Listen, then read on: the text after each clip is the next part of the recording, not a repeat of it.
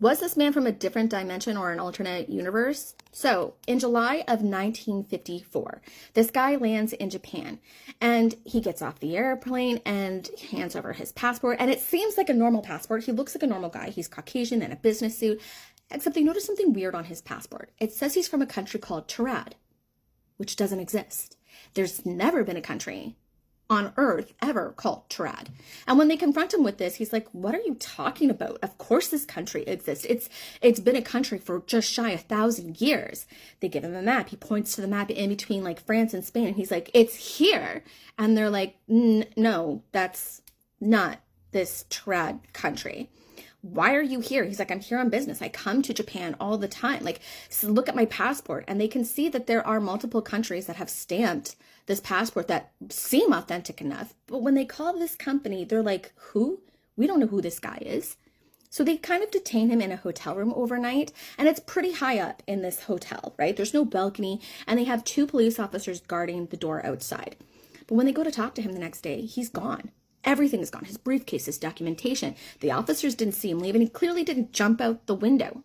So the lead theory is that he must have been a time traveler from a different dimension or a different universe and accidentally slipped into ours where his country doesn't exist, and then he vanished because he slipped back into his own.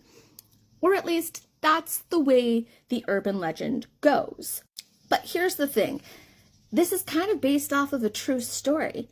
In October of 1959, there was a guy in Japan named John Allen Zerg, and he is caught trying to cash multiple different counterfeit checks at various banks across Japan.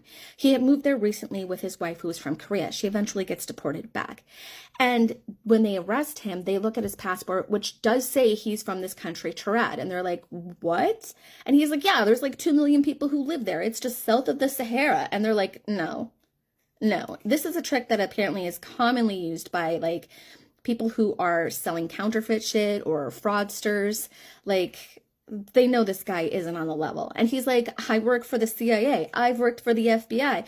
During World War I was part of the Royal Air Force. I even captured Germans. Right now, I'm working for like this Arab equivalent of the CIA, and the Arabs are like, we don't know who this guy is. Like, we didn't send him to your country. So it's clear he's not on the level. And the passport is very clearly fake. Like, it's the size of a magazine. So they arrest him. He's charged with fraud and illegally entering a country. And he serves his time for a year. And then when he's released, he's gone. He vanishes. We don't know what happened to him after that. Was he a time traveler? Probably not.